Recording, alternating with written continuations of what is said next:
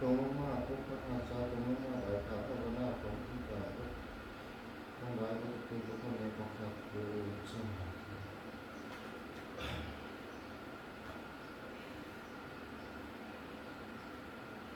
สาธุสาธุสาธุนะโมตัสสะภะคะวะโตอะระหะโตสัมมาสัมพุทธัสสะนะโมตัสสะภะคะวะโตอะระหะโตสัมมาสัมพุทธัสสะนะโมตัสสะภะคะวะโตอะระหะโตสัมมาสัมพุทธัสสะสาธุสาธุสาธุสาเคกามิการุเปกิริสิกขารัตเตจันทาริเกวิมานีติเประเทจาคามิตารุวนานิเทหาปตุนิกิเตภมาจายันโตเทวะอันตาปนาคาติสัมตาสันติเกยังมุนกนังสัตวเมสุนันโตธรรมสาวนังกโรยมทันตาธรรมสาวนังกโรยมทันตาธรรมสาวนังกโรยมทันตาอิมินาสการะนังตังพุทธังอภิปุสัญญามาข้าพระเจ้าทั้งหลายขอบูชาอย่างยิ่งเชิญพระผู้มีพระภาคเจ้าพระองค์นั้นด้วยเครื่องสักการะทั้งหลายเหล่านี้อิมินาสการะนังตังธัมมังอภิปุสัญญามาข้าพระเจ้าทั้งหลายขอบูชาอย่างยิ่งเชิญพระธรรมนั้นด้วยเครื่องสักการะทั้งหลายเหล่านี้อิมินาสการะนังตังสังฆังอภิปุสัญญามาข้าพระเจ้าทั้งหลายขอบูชาอย่างยิ่งเชิญพระสงฆ์หมู่นั้นด้วยเครื่องสักการะทั้งหลายเหล่านี้อะระหังสัมมาสัมพุทโธภะคะวะพระผู้มีพระภาคเจ้าเป็นพระอรหันต์ละไฟกิเลสไฟทุกสิ้นเชิงตัดสหัวสอบได้โดยพระองค์เองพุทธังภคะวันตังอภิวาเทมิข้าพระเจ้าอภิวาทพระผู้มีพระภาคเจ้าผู้หูผู้ตื่นผู้เบิกบานสวากขาโตภะคะวะตาธัมโมพระธรรมเป็นธรรมที่พระผู้มีพระภาคเจ้าตรัสไว้ดีแล้วธรรมังนัมสสามิข้าพระเจ้านมัสการพระธรรมสุปฏิปันโนภะคะวะโตสาวกสังโฆทรงสาวกของพระผู้มีพระภาคเจ้าปฏิบัติดีแล้วสังฆังนามามิข้า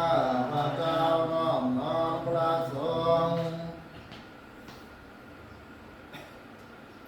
หันทมยังพุทธัสสะภะคะวะโตบุพพะคะนามะกะรังกะโรมาเสนะโมตัสสะภะคะวะโตขอนอบน้อมแด่พระผู้มีพระภาคเจ้าพระองค์นั้นอะระหะโตซึ่งเป็นผู้ไกลจากกิเลสสัมมาสัมพุท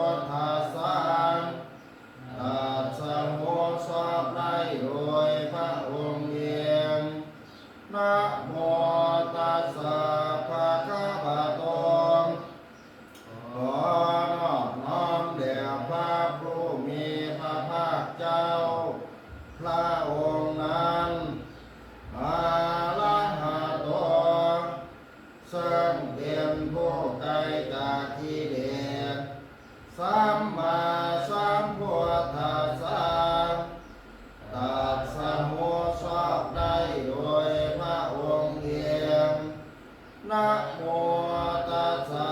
ภะคะวะโตขอน้อมน้อมแด่พระผู้มีพระภาคเจ้าพระองค์นั้นอะระหะโต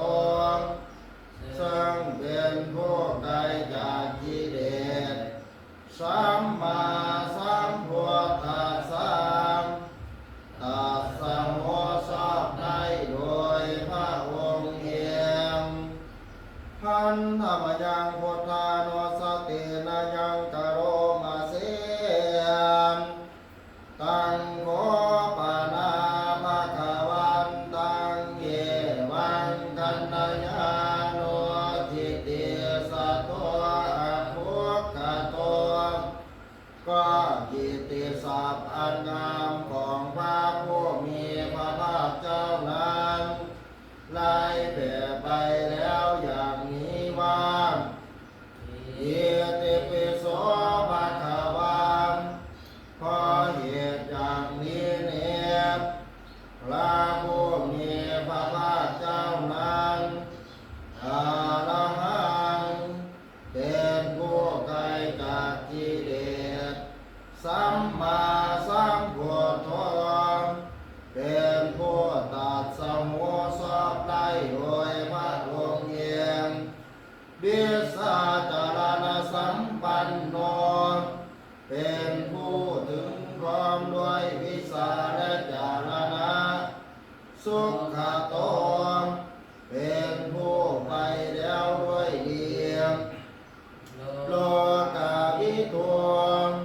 เป็นผู้หูโลกอย่างแจ่มแจ้งอนุตตโรปุริสธรรมสารติเป็นผู้สามารถฝึกผู้รู้ที่สมควรฝึกได้อย่างบ่มีไผยิ่งกว่า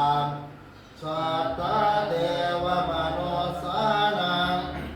เป็นผู้สอนของเทวดาและมนุษย์ทั้งหลายผู้ตนเป็นผู้หูผู้ตื่นผู้เบิกบานด้วยธรรมภาควาติเป็นผู้มีความจำเริญจำแนกธรรมสั่งสอนสัตว์ดังนี้อันธรรมยังพุทธาภิกิติงกโรมาเสพุทธวาระหันตาวรตาทิคุณาภิโยโตนพระพุทธเจ้าประกอบด้วยคุณมีความประเสริฐแห่งอรหันตคุณเป็นต้นอภิญญาณกรุณาหิสมาคตโตพระองค์งานประกอบด้วยพระญาณและพระกรุณาอันบริสุทธิ์โพเทสิโยสุสานตังกัมมังวสุโรพระองค์ใดทรงกระทำส่วนที่ดีให้เบิกบานเหมือนอาทิตย์ตั้งบัวให้บานวันทามหังกมหารังชินาสาสิเนตังข้าพระเจ้าไหว้พระสินนาเสียงผู้บ่มีกิเลสพระองค์นั้นด้วยหัวแห่งข้าพระเจ้าพุทโธโยสัพพปานินังสารนังเขมนุตตบังพระพุทธเจ้าพระองค์ใดเป็นสารณะอันเกษมสูงสุดของสัตว์ทั้งหลายปัตตามนุสติทานังวันทามิตังสิเกนังข้าพระเจ้าไหว้พระพุทธเจ้าพระองค์นั้นอันเป็นที่ตั้งแห่งความระลึกองค์ที่หนึ่งหัวแห่งข้าพระเจ้าพุทธสาหัสมิทาโสวาพุทโธเมียสามิเกสโลข้าพระเจ้าเป็นทาสของพระพุทธเจ้าพระพุทธเจ้าเป็นนายมีอิสระ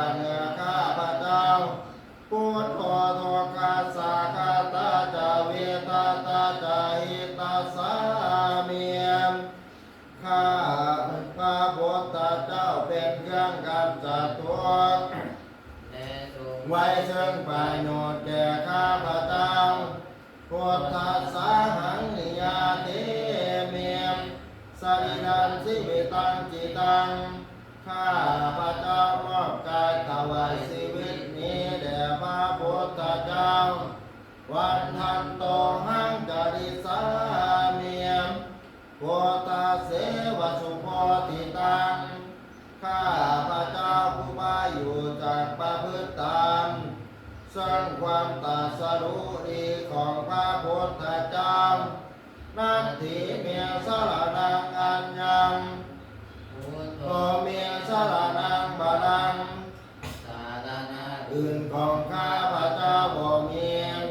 พระพุทธเจ้าเป็นสารณะอันประเสริฐของข้าพเจ้าเอเตนะสัจวัสเสนาวันไทยยังสัตถุสาสเนียมด้วยการข่าวคำสัตย์เนียมข้าพเจ้าเมืองเจริญในพระศาสนาของพระศาสดาพุทธังเมวัตมานีนา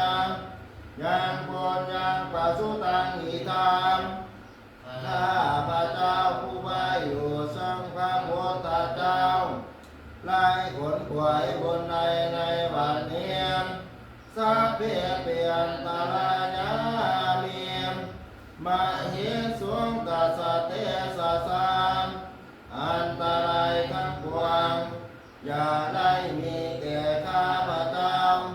ด้วยเดชแห่งบุญนั้นกายนวาจานวเจตสวา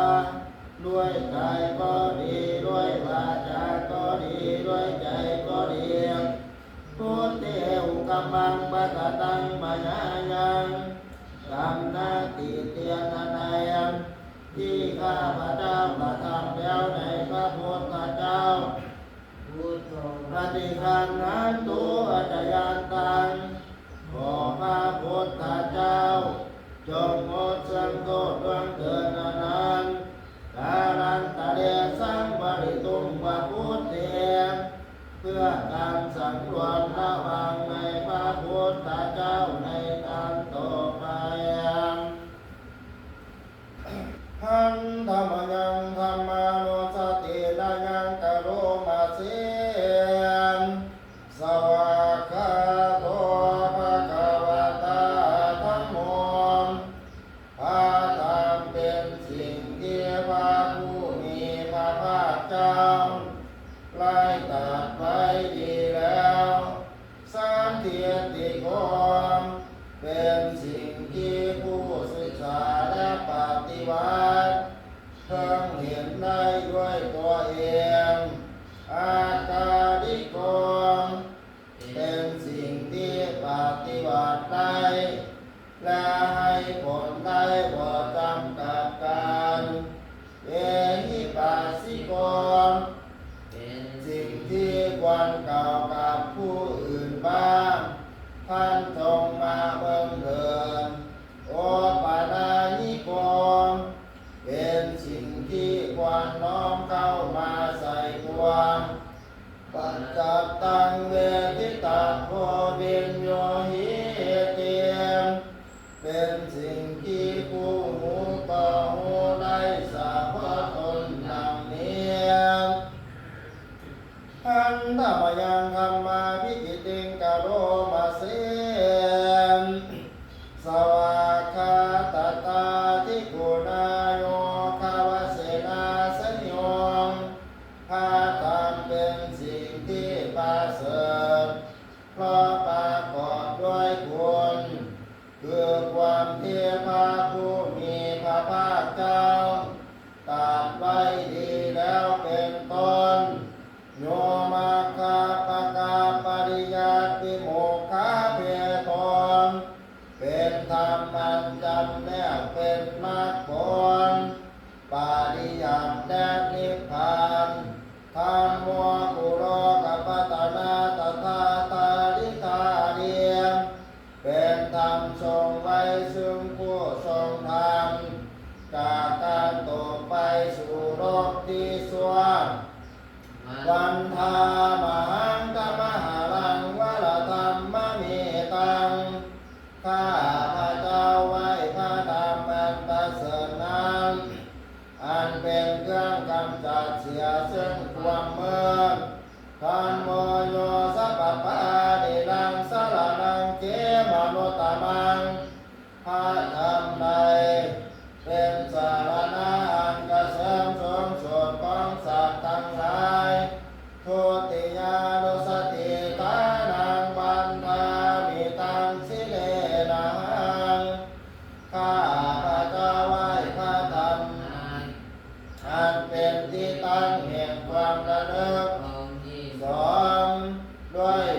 แห่งข้าพเจ้า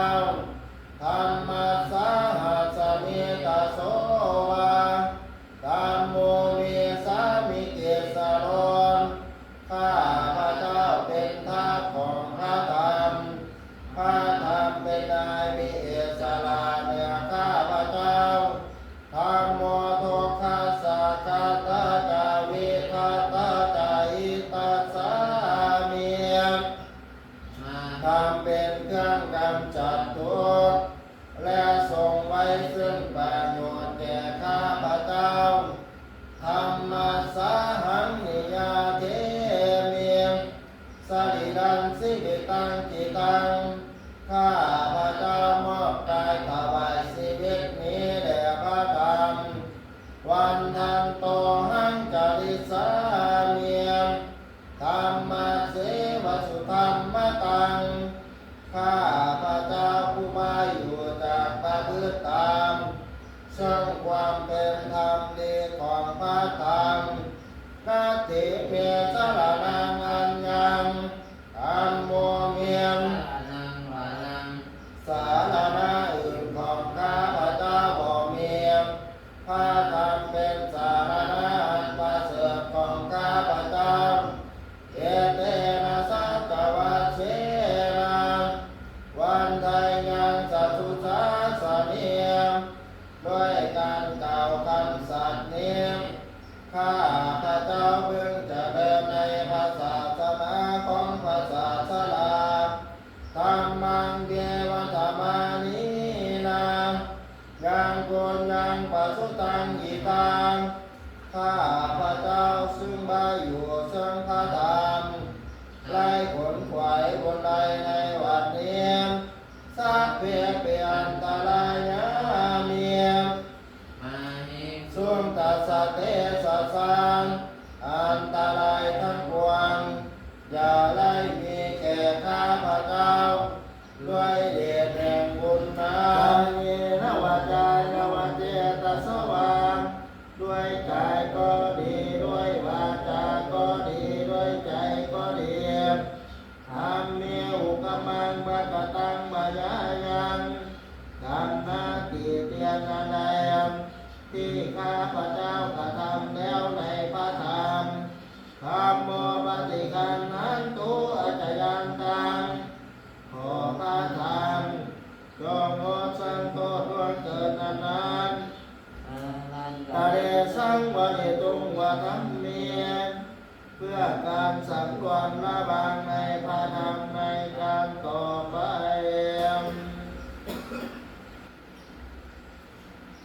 อันธรรมยังสังฆานุสตินายังจโรมาเสสุปฏิปันโนภะคะวะโตสาวกสังโฆทรงสาวกของพระผู้มีพระภาคเจ้าหมู่ใดปฏิบัติดีแล้วอุสุปฏิปันโนภะคะวะโตสาวกสังโฆทรงสาวกของพระผู้มีพระภาคเจ้าหมู่ใดปฏิบัติตรงแล้วญาญาปฏิปันโนภะคะวะโตสาวกสังโฆทรงสาวกของพระผู้มีพระภาคเจ้าหมู่ใดปฏิบัติเพื่อมุธรรมเป็นเครื่องออกจากทุกข์แล้ว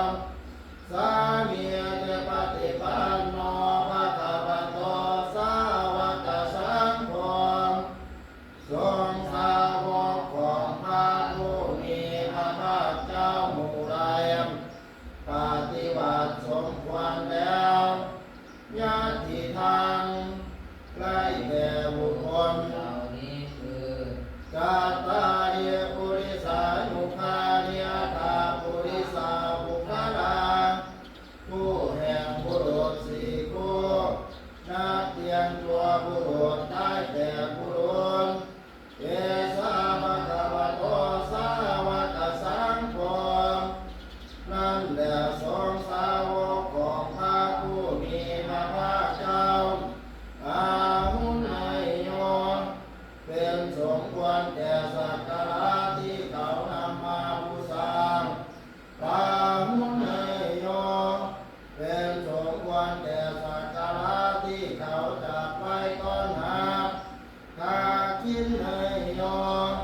เป็นผู้ควรนำทักษิณธรรมอันสริการณิโยเป็นผู้ที่บุคคลทั่วไปควรทำอันสริอารุตรังควรยังเขตังโลกัสสา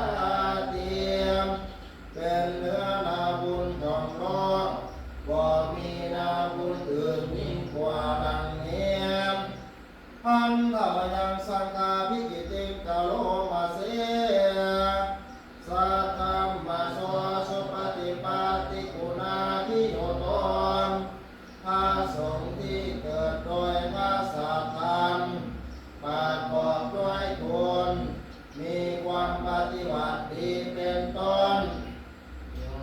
โยทัพพิโทอริยบุคคลสังฆาเสโตเป็นหมู่แห่งพระอริยบุคคลนำประเสริฐแปดจำพวกศีลาธิธรรมาปรวัตสัญญากายจิตตนมีกายและจิตอันอาศัยธรรมมีศีลเป็นต้นอันประหารวันธามังกมนิยานกนังสุสุตังข้าพระเจ้าไหว้หมู่แห่งพระอริยเจ้าเหล่านั้นอันบริสุทธิ์ด้วยเดียมสังโฆโยสัพพปานินังสารนังเขมนุตตมังพระสงฆ์หมู่ใดเป็นสารณะอันเกษมสูงสุดของสัตว์ทั้งหลายตติญานุสติฐานังความปามิตังสิเลนะหังข้าพระเจ้าไหว้พระสงฆ์หมู่นั้นอันเป็นที่ตั้งแห่งความดำเนินองค์ที่สามหัวแห่งข้าพระเจ้าสังฆสาหังนิยา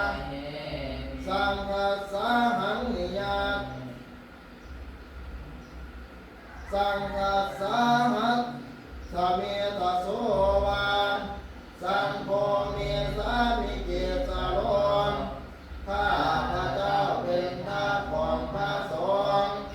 พระสงฆ์เป็นนายมีเอกสารแห่งข้าพระเจ้าสังฆสังโฆโตคัสสะคาตาจาวิทัตตาจาหิตัสสามิสงฆ์เป็นเครื่องทำจักรวงและทรงไว้ซึ่งประโยชน์แก่ข้าพระเจ้าสังฆสาหังนิยาเทเมียมสรีรังชีวิตังกิตังข้าพระเจ้ามอบกายถวายชีวิตนี้แด่พระสงฆ์วันทำโตหังจาริสาเมียมสังฆโสปฏิปันนตังข้าพระเจ้าผู้ไว้อยู่จากประพฤติตามสร้างความเป็นประช่วงความปฏิบัติดีของพระสงฆ์นาทีเมียสารนังอันยังสังโฆเมียสารนังบาลังสารณะอื่นของข้าพระเจ้าบ่มีพระสงฆ์เป็นสารณะอันประเสริฐของข้าพระเจ้าเยเตนะสัจวัสเสนังวันไทยงานสัตตุสาสเนียมด้วยการกล่าวคำสัตย์นี้ข้าพระเจ้าเพิ่งจะเดินในพระศาสนาของพระศาสดาสังฆังมีวัตมานีนางานกุญยังปัสสุตังอีตามข้าพระเจ้าผู้ไปอยู่ทรงพระสงฆ์ได้ผลถวายบุญใดในบัดนี้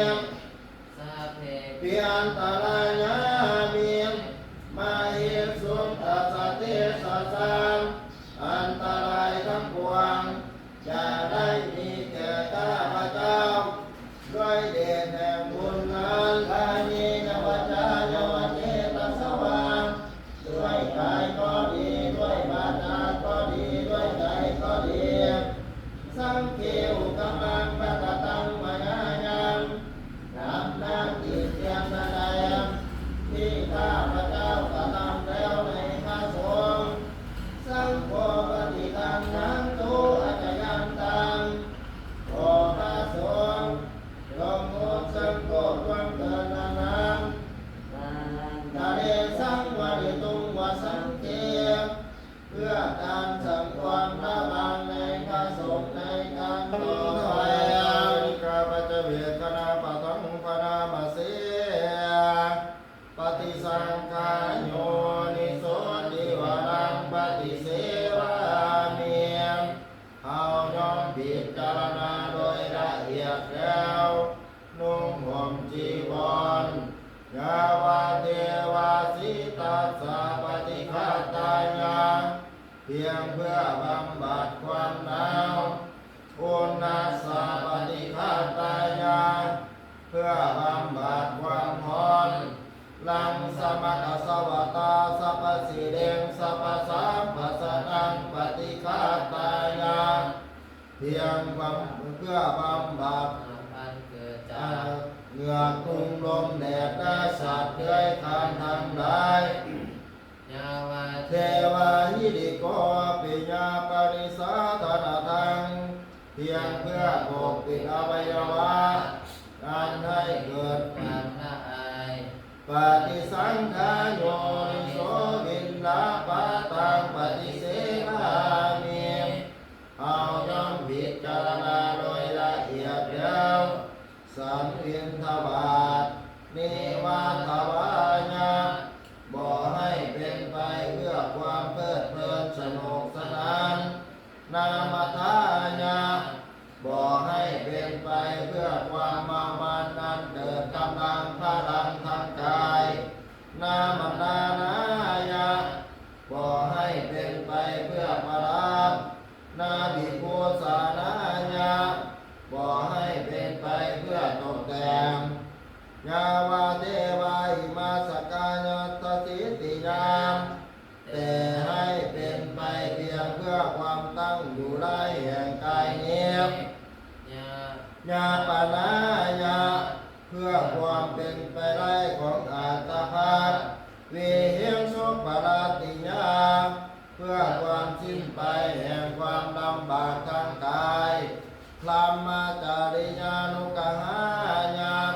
เพื่ออนุเคราะห์แก่การประพฤติพรหมจรรย์อิติปุรานันจาเวตานังปฏิหังคามีด้วยการทำอย่างนี้เอาย่อมระงับเสียได้ซึ่งทุกขเวทนาเก่าคือความหิวนาวันจาเวทนานาอุปาเทสามี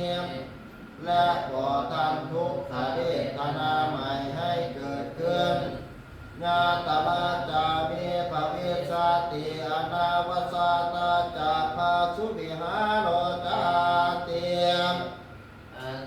ความเป็นไปโดยสะดวกแห่งอัตภาพนี้ด้วยความเป็นผู้หาโทษบ่ได้ด้วยและความเป็นอยู่โดยพาสุขด้วยจะมีแก่เฮาหลังนี้ปฏิสังขารโยนิโสเสนาสานังปฏิเสวามิเฮาย่อมพิจารณาโดยละเอียดแล้วใส่สอยเสนาสนะยาวาเทวาสิตัสสะปฏิฆาตายาเพียงเพื่อบำบัดความหนาวอุณนัสสะปฏิฆาตายาเพื่อบำบัดความร้อนลังสมัคคสวัตตาสัพพสิเรงสัพพสัมปัสสนังปฏิฆาตายาเพื่อบำบัดสัมพันธ์อันเกิดจากเดือนยุงลมแดดและสัตว์เลื้อยคลานทั้งหลายยาวาเทวาอุตุปาริสยามิโนตานังปฏิสันดารามาตังเพื่อบรรเทาอันตรายอันจะเพิ่งมีจากดินฟ้าอากาศและเพื่อความเป็นผู้ยินดีอยู่ได้ในที่หลีกเว้นสำหรับภาวนาปฏิสั สังขายโยนิโสติระนาปาตญาภิเวสสะปริคาลังปฏิเสวามิเอาย่อมพิจารณาโดยละเอียดแล้วบริโภคเพื่อสัตว์บริขารอันเกื้อคุณแก่คนไข้กาวาเทวาอุปันนานังไวยาปาติกานังเวทนานังปฏิฆาตายาเพียงเพื่อบำบัดทุกขเวทนาอันบังเกิดขึ้นแล้วมีอาพาธต่างๆเป็นมูลอัปปญาปัสสะปรมัสสะญาติเพื่อความเป็นผู้บ่มีโรคเบียดเบียนเป็นอย่างยิ่งดังนี้ทันธรรมยังคาวติงสกลาปะทังพนามาเสอายังโคมีกายโยกายของเรานี้แลอุทังปาตตานังเบื้องบนแต่พื้นตีนขึ้นมาอาโทเกสามัตตการเบื้องต่ำแต่ปลายผมลงไปตาจาปริยันโตมีหนังหุ้มอยู่เป็นที่สุดหอบปุโรนานัพการัสสาชุติโนเต็มไปด้วยของบ่สะอาดมีอาการต่างๆอย่างต่างๆอาติมัสมิงกายเงียมมีอยู่ในกายเงียมเกสาคือผมทั้งหลายโลมาคือขนทั้งหลายนาขาคือเล็บทั้งหลายทันตาคือแก้วทั้งหลายกะโตนังมันสังเสียน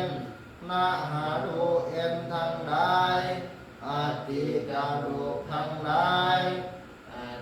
มีสังญาใหญ่กาดูกวักกังมันหาทะยังหัวใจญากานังตากิโลมากังพังเปือนปีหากันตายปากพะสังปอดอันตังไสใหญ่อุนางสายรัดไสอุทธาดิยังอาหารใหม่กาดิสังอาหารเก่าปิดตังน้ำบีเสมหังน้ำเสด็จบุพโภน้ำเหลืองโลหิตังน้ำเลือดเสโทน้ำเหือมีโทน้ำบันคุณอสุน้ำตาวาสาน้ำมันเดียวเคโรน้ำลายสิงขานิกาน้ำมูกลาสิกาน้ำมันไข่ข้อหมดตังน้ำมูกมัทธเกมัตตรุงคังเนื้อใหญ่สมองเอวะอายังมีกายโยมกายของเฮานี้อย่างนี้โอตังปาตตารามเบื้องบนแต่พื้นตีนขึ้นมาอาโทเกสามัตตการเบื้องต่ำแต่ปลายผมลงไปตาจาปริยันโตมีหนังหุ้มอยู่เป็นที่สุดหอบปุโรนานัปการัสสาชุติโนเต็มไปด้วยของบ่สะอาดมีอาการต่างๆอย่างนี้เด่นทันทวยังเมตตาภรณังกโรมาเสยามอาหังสุกิโตโหมิขอให้ข้าพระเจ้าจงเป็นผู้ถึงสุขเนตุโกโหมิจงเป็นผู้ไร้ทุกข์อาเปโรโหมิจงเป็นผู้บ่มีเวรอาพญาปโสโหมิจงเป็นผู้บ่เบียดเบียนซึ่งกันและกันอานิโกโหมิจงเป็นผู้บ่มีทุกข์สุขีตนังปริหารามิจงรักษาตนอยู่เป็นสุขเถิดสัพเพสัตตาสุขิตาหนตัวขอสัตว์ทั้งหลายทั้งปวงจงเป็นผู้ถึงคว ความสุขสัพเพสัตตาอภิลาหุนตุขอสัตว์ ทั้งหลายทั้งปวงจงเป็นผู้บ่มีเวรสัพเพสัตตาปัญญาปัสสาหุนตุขอสัตว์ทั้งหลายทั้งปวงจงเป็นผู้บ่เบียดเบียนซึ่งกันและกันสัพเพสัตตาอนิฆาหุนตุขอสัตว์ทั้งหลายทั้งปวงจงเป็นผู้บ่มีทุกข์สัพเพสัตตาสุขีตานังปริหารันตุขอสัตว์ทั้งหลายทั้งปวงจงรักษาตนอยู่เป็นสุขเถิดสัพเพสัตตาสัพพะทุกขาปะมุนจันตุขอสัตว์ทั้งหลายทั้งปวงจงพ้นจากทุกข์ทั้งมวลสัพเพสัตตารัตสัมปติโตมาวิคาสันตุ ขอสัตว์ ทั้งหลายทั้งปวงจงอย่าได้พลาดจากสมบัติอันตนได้แล้วสัพเพสัตตากรรมสัตตากรรมทายาทาน มาโย นิกรรมพันธุกรรมปฏิสรณังสัตว์ทั้งหลายทั้งปวงมีกรรมเป็นของตนมีกรรมเป็นผู้ให้ผลมีกรรมเป็นแหล่งเกิดมีกรรมเป็นผู้ติดตามมีกรรมเป็นที่พึ่งอาศัยยังกรรมังกริสันติกันนายานังวาปะปะกังวาตัสสะทายาตาภวิสันติอย่าท ทำกรรมมันใดไว้เป็นบุญหรือเป็นบาปจะต้องเป็นผู้ได้รับผลของกรรมนั้นสืบไปวิริโอตปะสัมปันนาสุขะธัมมาสมาหิตาสันโตสะปุริสาโลกเกม ำเทวา ธรรมติพุทธาเรยิเมนะปุญญกรรมเมนะอุปัสสยปุโนตาราจาริโยปัจจาราจามัตตปิตัง ญาตากาปิยังอามัง สุริโยจันติวาราชาปุณณวันตานาราปิจาภมมามาราจาอินทาจตุโลกาปาราจาเทวตายามุมิตามานสัจจามัสสตา เวนิกาปิจาสัพเพ เพสัตตาสุเกหันโตปุญญาเนปะกาจาเนเมสุขังจติเวตังเกโตเกปัปปะเปกาวมาตานิเมนาปุญญกรรมเมนาอิเมนัง มีเสนาจักเกปัง สุราเบเดวตาโนปะทานาเสตานังเนสันตานินาธรรมายาวานิพานาโตมามังสัตตุสัพพะทานิวานัสสะสตโต อาเมหะเม อุสุติตังสติปัญญาสันติโกริยามิวานานาปันโตโลกสังกัตตุจาวิเยสุเมพุทธัง เทปาวาโล นา นา โตตัมโมนาโตวาโนตัมโมนาโตปัจเจกาโบโตจัสสังโฆนาโตตาโรมามังเกโสตัมมานุภาเวนะมาโล ตาสัง ตัทันตุมาทุกขปตาจเนตุกามายาปตาจเนปัญญาโสกปตาจเนโสกาวันโตสัพเพ เอปาเนโนเอปาวา ตา ตา จามเมสัมปะตังปุญญสัพพะทังสัพเพเทวานะโมทัสอุปาสวันทามิพันเตเจติยังสัพพังสัพพะทาทานิยสุปฏิทิตัง สา เด ลิ นิกาทาตุมไมหังโพเตียงบุตารุปังสักการังสัสสาวะกัสสะมานัสสะ เจวะบันทามิ